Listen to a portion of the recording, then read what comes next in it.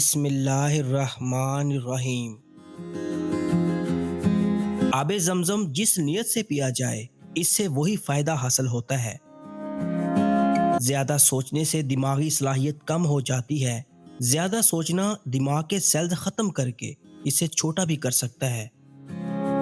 अगर आप रात को देर से सोने की आदत तर्क नहीं करेंगे, तो आपका हार्मोन्स का मसला कभी ख़त्म नहीं होगा। होंठों को गुलाबी करने के लिए रोगन बादाम और शहद मिक्स करके अपने होंठों पर लगाइए। नाखून का फंगस दूर करने के लिए सना मक्की के पत्ते उबाल कर इन्हें छान कर इसमें नाखून डीप करें, फंगस खत्म हो जाएगा। मुंह की बदबू दूर करने के लिए ग्लिसरीन मिले पानी से गरारे करना मुफीद है।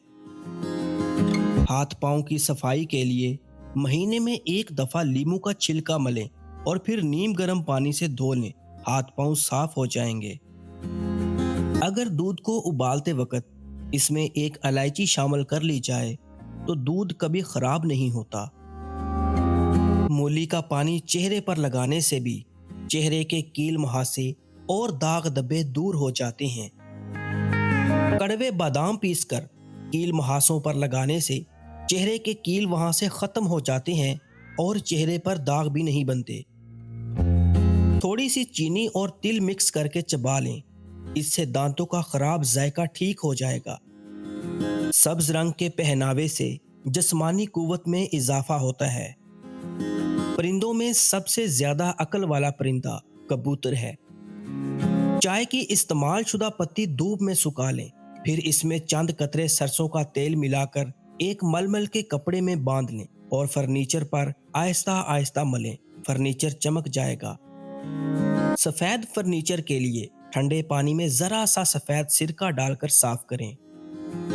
बालों में मेहंदी लगाने का बेहतरीन तरीका, आप खुली मेहंदी का इस्तेमाल करें, क्योंकि पैकेट वाली मेहंदियों में केमिकल होता है। आप खुली मेहंदी लें और इसमें एक खाने का चम्मच इमली का गाढ़ा पेस्ट, एक खाने का चम्मच बालों में लगाने वाला तेल, एक अदद अंडा, एक चाय का चम्मच चीनी, एक चाय का चम्मच कलवंजी और 4 अदद लौंग पीसकर शामिल करें और चाय के कहवे में 2 घंटे के लिए भिगो दें। 2 घंटे बाद बालों में लगाएं और फिर 2 ही घंटे बाद सर को धो लें।